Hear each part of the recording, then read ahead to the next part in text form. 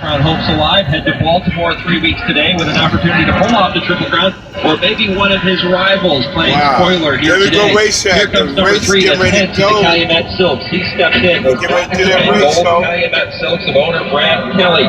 Here comes number 4, that's Always Dreaming, your favorite. He is locked away. Looks like one back. It is number 5, Classic Empire. The outside horse is number 10, Conquest Mo Money. Both of them heading toward the starting gate now.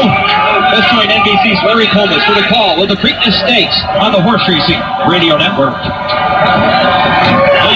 and ready for the start. And the Preakness. Always Dreaming broke very well. Classic Empire is on with him on the outside, and the two of them are 1-2 early on, and they're going to go at it from the beginning. And then it's Cloud Computing away, running in third on the inside. And they're followed by Turbomar, who's close up to the pace. In fourth as they pass the finish line for the first time. Always Dreaming's in front. Classic Empire taking the fight to him to that first quarter mile in 23.16 seconds. So the pace is fast, but they're not flying early on. Cloud Computing is 2 lengths off of these three seconds. Turbomar is next. Conquest Mo Money a bit farther back than we expected in fifth. Then Gunnavera to the inside. He's closer today. Then back to Henson, Senior Investment Multiplier. And looking at Lee, the Derby runner-up, is last in the Preakness as they head up the backstretch. And there they are. Always Dreaming in Classic Empire. 46.81 was the half. That's a little slower than the Kentucky Derby. They're a half length apart up the backstretch. And then it's Cloud Computing and Turbomar together third and fourth. Conquest Mo Money is fifth. Mike Smith has Gunnavera down on the inside, 5 lengths off the lead, moving for the far turn. The two of them have been together since the gates open, and now their noses apart. 3/4, 1:11 flat. Always Dreaming of Classic Empire. Classic Empire has taken the lead here. Midway on the far turn, he has taken over. Always Dreaming is put to a drive by John Velasquez, and he's not giving his best right now. Cloud Computing is third to the outside, and they're into the stretch, and it's Classic Empire turning for home with a 2.5 length lead. Cloud Computing has moved into second. Always Dreaming has dropped back through the field. They're coming into the final furlong. Classic Empire, here's Cloud Computing going for the upset. Classic Empire digs in. Cloud Computing throws alongside. They come to the finish together. Noses apart. Cloud Computing has defeated Classic Empire and the Preakness. Senior Investment was third, and Always Dreaming finished near the rear of the field. So it is Javier Castellano getting the Preakness with Cloud Computing just over Classic Empire in the Preakness Stakes. What a renewal of the Preakness here at Pimlico this afternoon. Not meant to be for the Derby winner, Always Dreaming, but it was for Cloud Computing and trainer Chad Brown. Chad settling his first horse in the Preakness. It's a winning one. Cloud Computing, ridden by jockey Javier Castellano, who took off of Gunnavera after the Kentucky Derby to ride Cloud Computing. Jude, he looks pretty smart here this afternoon. Yeah, he certainly does, and this horse looked sensational all week long. He ran a very good race today, and he really seems to like Pimlico. How about for the Derby winner, Always Dreaming? Not meant to be today. He had the lead early. He was pressured the whole way by Classic Empire and just didn't have any response when they came to the top of the stretch. Yeah, absolutely nothing left, and I guess, the conditions weren't right for him today. He got a little pressed up front, and, Classic Empire held on. He did not. Now the juvenile champion, Classic Empire, going to finish second in here in a very gutsy effort under Julian Leffer. Were you surprised to see Classic Empire be the one to put the pressure on Always Dreaming? Not really. There was some talk about it. The Cassies indicated they didn't want him to get too far behind, and they had the right idea. I mean, they had to think turn for home. They were home free. Tough beat for Mark and his son Norm, but a great victory for Chad Brown. There will be no opportunity for a Triple Crown winner in the sport of thoroughbred racing here in 2017. Javier Castellano, all smiles aboard Cloud Computing as he edges out a very game Classic Empire this afternoon here at Old Hilltop. What was the key to victory for Cloud Computing this afternoon? Well, I think he stayed in the race the whole time. He kind of had the garden trip right behind the speed. He was either third or fourth, depending on the part of the track you were looking at the time, but he got a perfect trip. Javier, what can you say about Javier?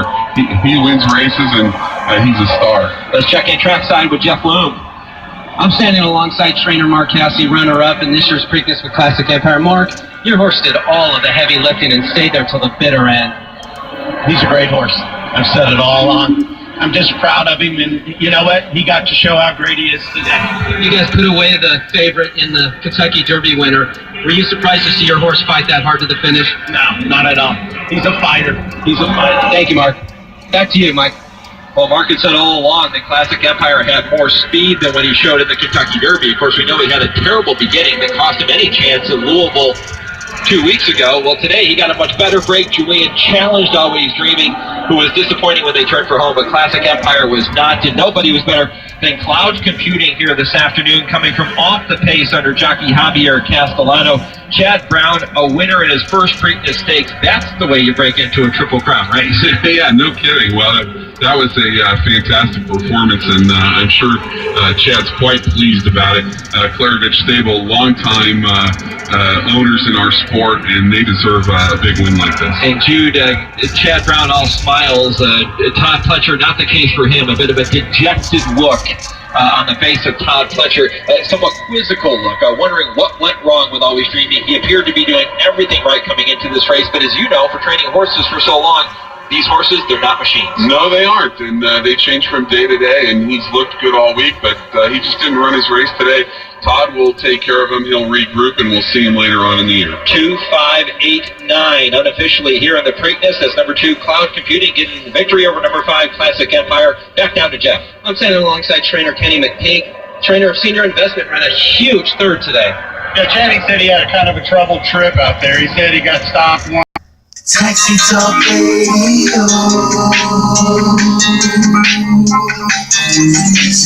Taxi Talk Radio. This is your Taxi Talk Radio.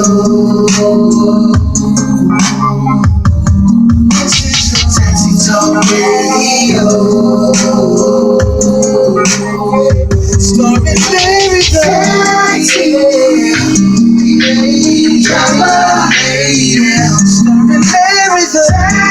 Larry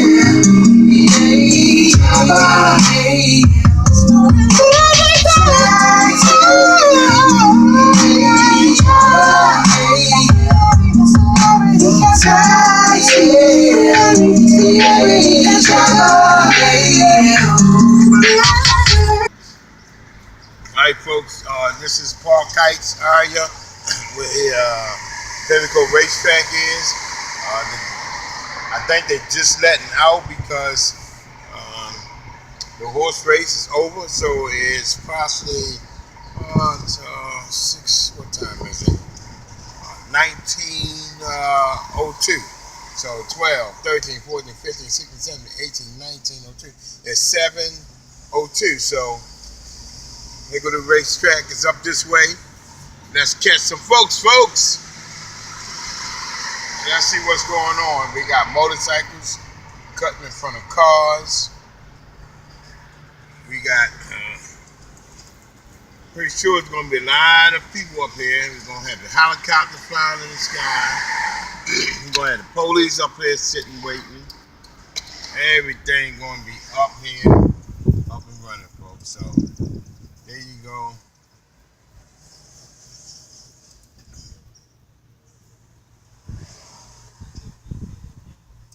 Pinnacle Racetrack. Limousines gonna be waiting. Uber drivers gonna be waiting. All these people like sedans, limousines. They're gonna be waiting for the pickups. See? So there you go, folks. Everybody down here is waiting for a ride. They got limousines over here, out here. Everybody, limousines around the corner, waiting for the people to call them. And they're going to be ready to pick up, folks. So there you go, Pinnacle Racetrack. Everybody is going to be waiting. We on Paul Kites in Belvedere. Trying to make it to the Preakness. It's over with, but as you know, folks, there it is. Taxi Talk, right? Yep. Taxi Talk Radio. Taxi Talk Radio. This is your Taxi Talk Radio. Paul Case, Preakness, Taxi all Talk them limousines over there.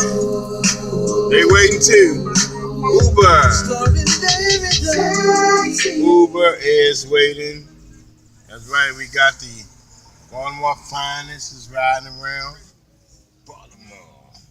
We got all these black cars, Paul Kites, waiting for the Preakness over. So, there you go, folks. Taxi Talk. Larry, the celebrity cab driver.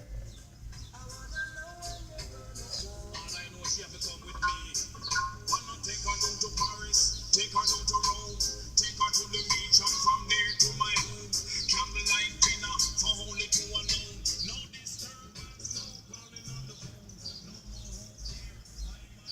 Man, pa pa pa. Everything goes on at the Preakness.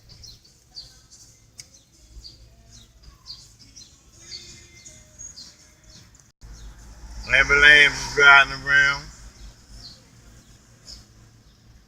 Limousines, Ubers is riding around, folks. Everything is out and about. Taxi Talk.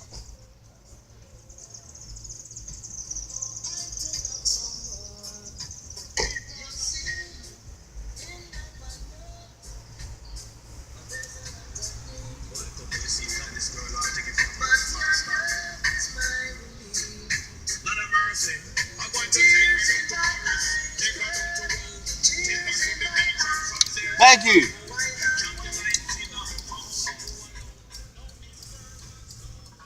Yeah.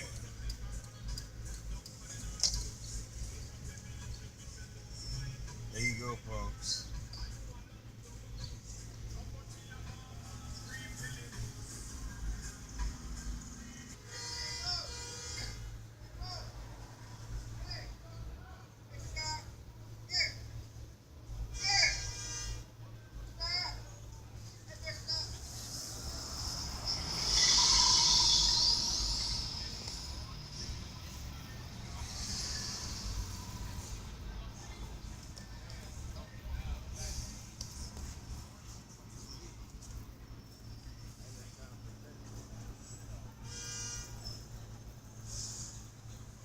Talk to you. I know you don't have a lot on your mind. I know there's been a lot of shooting lately. And we gonna get to the Denson Street, you know. Baltimore police are investigating the shooting that knocked a 2-year-old child in Baltimore. Police says that the child mother told them that her son was shot on Denson Street in West Baltimore on Wednesday morning. The father suffered a grave to his left calf and was taken to Area Hospital. Addison Park home and taking a selfie on a stolen iPad. How stupid can you get? A teen broke into a home and I guess he saw an iPad and taking up the selfie.